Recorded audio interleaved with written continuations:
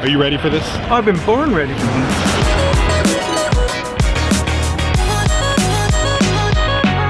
All right, everybody, here we are at Techsplanation. This is the airplane mode. We got some interesting stuff to talk about. Today's episode, we're in studio. We're all here. Silas is here. Jordan is here. We're all in the same room for once. This is rare. So we figured we'd take the moment to talk about some things that have been announced in the last couple weeks surrounding NewTek. I want to talk about some of the product changes and some of the pricing changes with CaptureCast and, of course, 3Play. So in the meantime, Jordan, say hello to the audience. What's going on, everybody? It's King Friday. How's everybody doing? It's going to be fun. There it is. And first time in studio with us, Silas. This camera? Pick your camera, Silas. Pick a camera. Tally lights. We should have a tally light. That'd be great. That big thing over there is your tally light. We have all kinds of tally lights because we're a broadcast company. Wow. Why would you say that? You I just totally can't see them. red and green right now.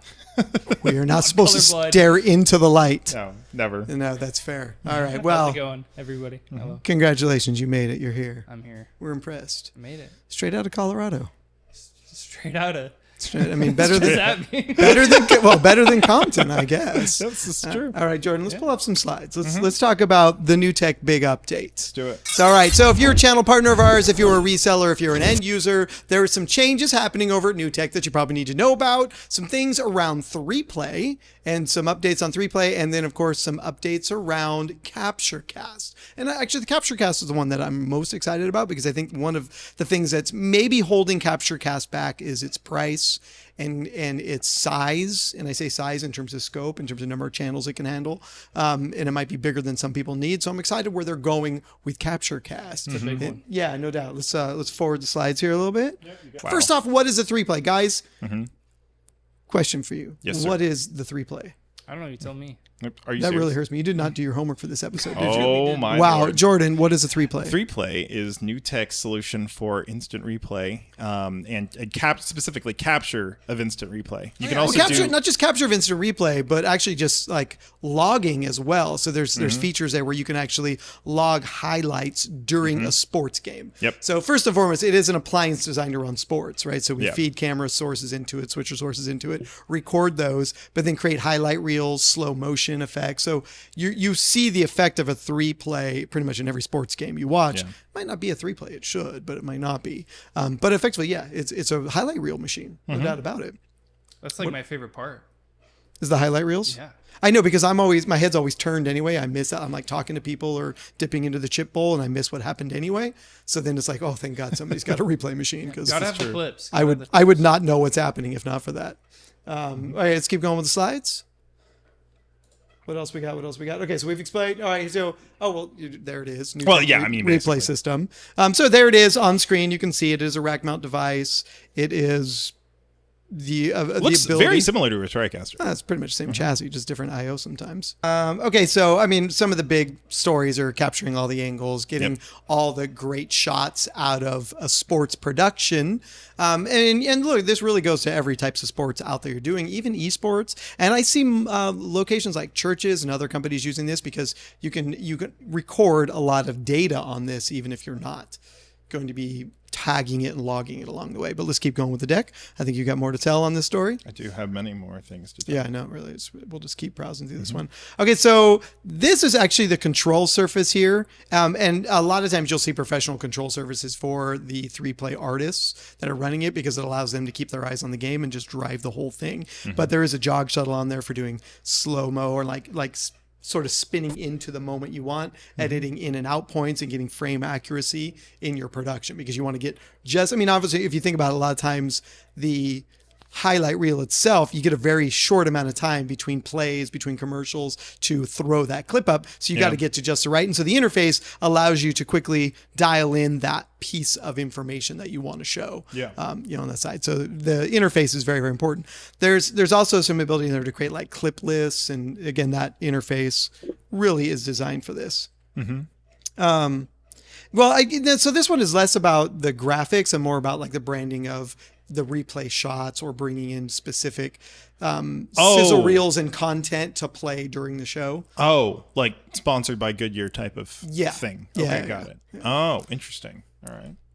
Similar concept. But it allows you to kind of create little segments or little montages and then put those montages, because you can stitch multiple clips together in a 3-play on that side. But this is the part that is really the part that I think a lot of people miss about highlight reels is it's not just about creating content in the moment. Like the game happens, you tag, there was a goal right there. But oftentimes we're creating and tagging the footage throughout the gameplay so that we can get to it later. I see. Right? So at the end of the season, you're going, hey, look, I want every goal scored in every game by our team. You can go back to the logs and search the logs and find, because you can actually create a custom tag and you click the button, it puts a tag on the video clip that says goal. Yeah. Right? And so you're adding markers like you would on a timeline inside of Premiere or After Effects or something, right? And so in this instance, we can tag throughout the game, right? You can have tags for different players, tags for different types of activities, goals, free throws, whatever that may be, and then get to that content postseason. Do they do the same thing for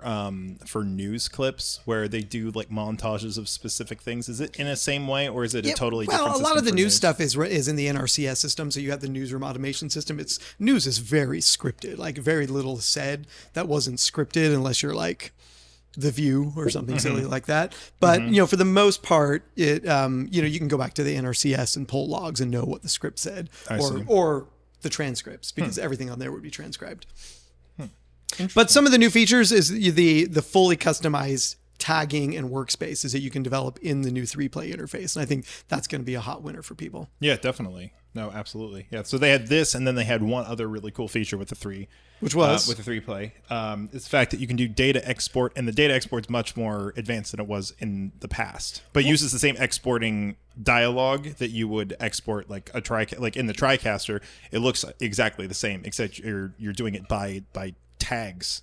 Like oh yeah, so no, if you wanted to create, so like, hey, give me all the goals for the game, so you could say create a montage on goals and then export that as a clip. It's cool. That's smooth. And a lot of times I hear this from some of the sports teams where like the away team goes to the home team and says, hey, can I get a melt of all the highlights, right? And so they would do that. They would go in there and they would tag, here, I want these types of clips. And then they would export that into a melt, which would be just one big video file titled, on that particular one. So this gives them a faster way to get to that, being able to export by tags. Definitely. That's awesome. It's like someone's job right there. Just like, no, I mean, this is a gig. I mean, being a 3-play operator, it's akin to being a full technical director. It's pretty ridiculous because you're doing a lot. You're constantly thinking about the game, about what's happening, tagging every single moment as it happens, and keeping that. Did you data. play sports, Silas?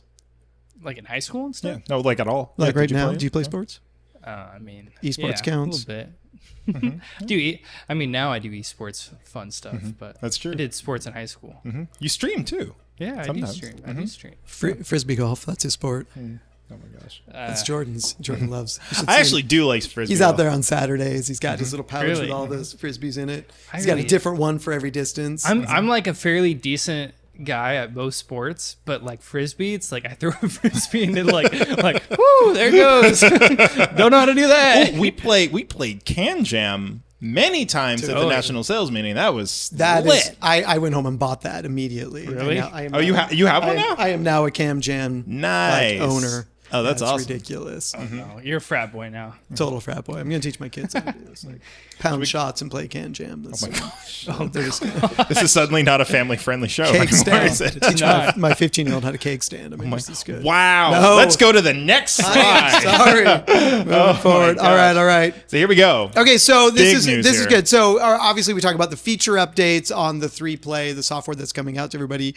but also just trade-in. So we've got 3P2, which is the current shipping TriCaster 3Play model, and you can now trade in for anybody on the older units is effectively been doubled, so they can trade it in and get a 3P2. So if you want the new features that we're talking about, the advanced logging, the export functionality, you can trade up. And this is one thing I've always liked about NewTek. It's like, hey, if you've got the older model, bring it. We'll give you great value for it and get you into the newer model. That's awesome. Yeah, there's hardly any companies that do that. Certainly not Blackmagic. Yeah, very true.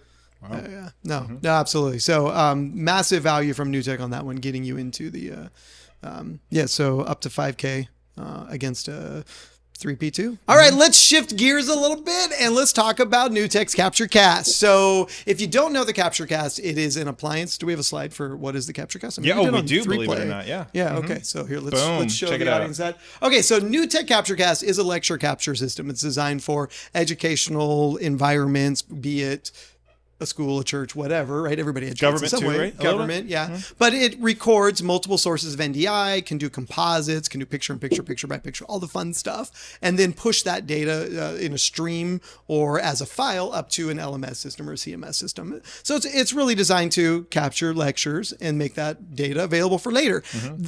The thing about the CaptureCast is it's not like some of the other lecture capture boxes where you put a box in the classroom and it handles that classroom. The Lecture Capture CaptureCast was designed to handle multiple classrooms.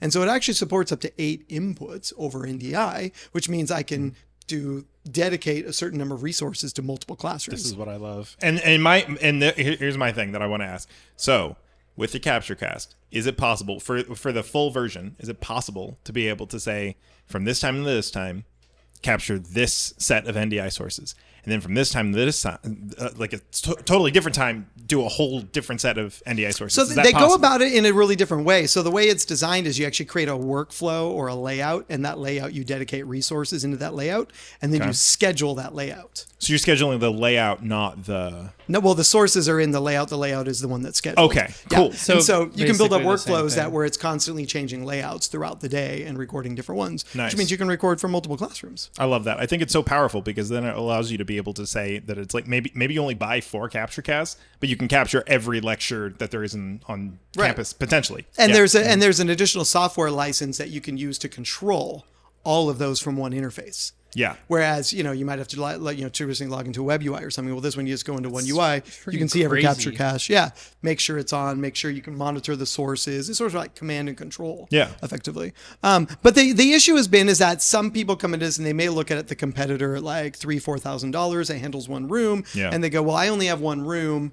I don't think I can afford CaptureCast at $9,000 to $10,000, and that's the big change. And we have a slide for that. I have a think. slide for yes, this? we do. Got a slide for everything. I know, right? Well, actually, So- this is talking about Oh, the well, capture. this goes we a should, little we bit should deeper talk a into it. little Yeah. bit about it. And actually, this is a more interesting thing is because it record and stream. Yes. It is an 8-channel recorder. Yep. And an 8-channel stream box. Yeah. So you could literally, if it was just one channel for every classroom, you could be recording and streaming 8 different classrooms simultaneously. To something like maybe Panopto. To Panopto, to anybody. To any RTMP. We could do YouTube, Facebook. So, but it's an interesting concept because honestly, as a lot of people have seen this as a lecture capture. Yeah. But it's also just a multi-channel encoder. Yeah. Right? Multi-channel stream box, effectively. So you don't necessarily need to see it as a lecture capture. It's a very big encoder with a lot of really cool stuff. Yeah, when you think about it that way, it's it's about $1,000 per channel, or like $1,500 per channel. That's the price of a decent encoder right there. Yeah. So not a bad way to manage multiple streams. So if you're doing an event somewhere and you might have, let's say, multiple switchers running different rooms in an event, you could use this to do all the streaming for the event. So again, one interface to run multiple streams going to the cloud. We should do one interface to rule them all. Yes. It's the Lord of the Rings trilogy. It was a good one. Yeah. That's no true. doubt. Yeah, so this part is a little bit interesting. So, and this isn't just about CaptureCast, but depending on the platform, we're creating metadata similar to the logging and capturing inside of the 3Play. And then that metadata is flowing into this and going. So it allows for students to come back later, maybe look at transcripts. And we're not transcribing in the box, but it's enabling that to look at data to maybe see where slide changes are. It's based off of you can actually upload your presentation. Yes. To the CaptureCast. Yeah, and then tag it and manage it along with the video. So so you can skip around in the PowerPoint and it skips around in the video. Yeah. Which is freaking wild. I love that. No, it's really one of probably the most intelligent lecture capture enterprise-based lecture capture Right. box. Yeah. Exactly. Now, of course, as always, this goes back to sort of the streaming. CaptureCast can publish to any of the streaming platforms you want, Yeah. but it can also upload the video clips that you generate, all the recordings, to something like Panopto. So it's not just the live stream, it's the recorded on-deck content that you're publishing as well, which gives you the ability to have, like say if you're in Panopto, you have the ability to go back and say, oh, I want to watch this angle, I want to watch that angle. Well, the CaptureCast is publishing the individual angles, the individual cameras, and the presentation separately. Nice. Yeah. That's awesome. And now we've got the challenges. Well, yeah. So challenges. I mean, there is no HDMI. There is no SDI. It's all NDI. Yeah. Which really, I see it as like some people might call it a challenge. I call that That's how it should be. A feature. Oh yeah, there you go. But because I can now place CaptureCast not in the classroom because I'm not bound by the cabling, I can put it in an IT closet across campus. Sure. So those people that are like trying to hold on to their Like baseband. Yeah, their baseband. It's like, well, now you have to get the NDI system. Yeah. Now you got to upgrade and get the network. Well, yeah, you can just throw some sparks in that classroom and boom, you're over. True. Right? It's no longer bound to that classroom. But that means that lecture capture appliance can apply to more than that classroom. It can be used in any classroom that you've got NDI sources coming from. So true. Yeah. And there is this comment here, customers must do multiple rooms at once to get value from the system. That was true, but as we're going to see in a moment, that's changing the value on this. It is very different. So what if we're going to play Marvel What If? Ooh, I like What If. Yeah, it's not really a game. Is this where like what if I was Captain America? That would be and not Steve Rogers. You would actually make a great Captain America. I'm too bald, I think. No. But I mean, I really think he's more of an Iron Man, honestly. Yeah. Interesting. He's not repulsor blast. Well, he's not mean cocky. Like there's a meanness a little bit like a snarkiness. Yeah. Well, but like it's aimed at people sometimes. You know, you don't do that. Yeah. So I'll try harder then. Thank you. That's fair. Okay, so what if? Nice. Yes. Okay, so what if customer begins using NDI? Is that the question? Yeah. No. So basically, what if this was the way that it worked out, instead of it being you've got it's $8,995 box that you're really only going to potentially use 2 channels on because you want to put it in a classroom. You're not trying to capture every classroom on campus. So what if instead of saying I had to pay almost $10,000, well, with ProTech coverage and everything and stuff like that, about $10,000 for one classroom. What if there was a different way that you could do this? So what if I could buy CaptureCast but only pay for the channels I need? That's exactly right. Yeah. That's what the slide means. Yeah. Okay. Totally. So that's exactly what they did, right? With the new release is looping it all back. Yeah, looping it all back together. Look at it. And as somebody said, in the past there was an app for that. There's a slide for that. Here's the new layout. In the past, you would buy the full Magilla license at $9,000 and get everything. You can still do that if you want. However, now you can buy, and I'm calling it CaptureCast Lite. I don't know what they're going to call it. I mean, CaptureCast, but the limited version. Okay. 3 inputs, $37.49 gets you 1 room support, right? You can do layouts for the 1 room. You can set it up and run it. And if competitive. What's that? It's competitive. Oh, competitive. Yeah. No, it absolutely puts it in line with some of their, some of the other players in that market space. Yeah. You still get all the enterprise hardware. It's the same exact hardware. We talked about this. Yep. It's like you're buying the same box.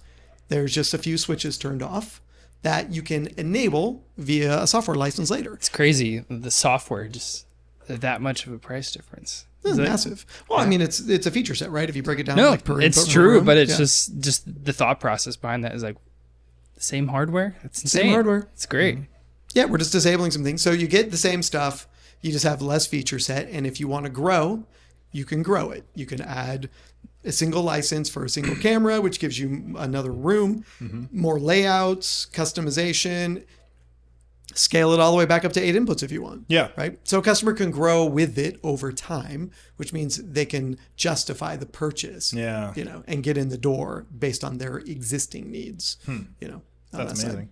Yeah, rather than saying, "Well, I got to buy the competitor because I don't need that much day one." Yeah, and who isn't going to grow at some point, right? I mean, you're always going to have more needs later. Exactly. And the thing I've been sort of preaching about this, particularly for me, is that it's like it doesn't necessarily just have to be for lecture capture either. It can also be for, because I think a lot of education, my mom's a high school English teacher, and all of the departments, doesn't matter who it is, all of the departments, even the ones that don't have lectures, all want to capture video. Yep. And and even if it's not video, whatever it is, they want it, whatever the technology is, to work for everyone. So if there's LED, everyone needs to be able to use it. Like if it's an intercom system, everyone needs to be able, whatever it happens to be, everyone needs to be able to use it regardless of what, specific class, whatever it is. So this allows you to be able to say that it's like, okay, from this time to this time, we're recording a lecture. Then from this time to this time,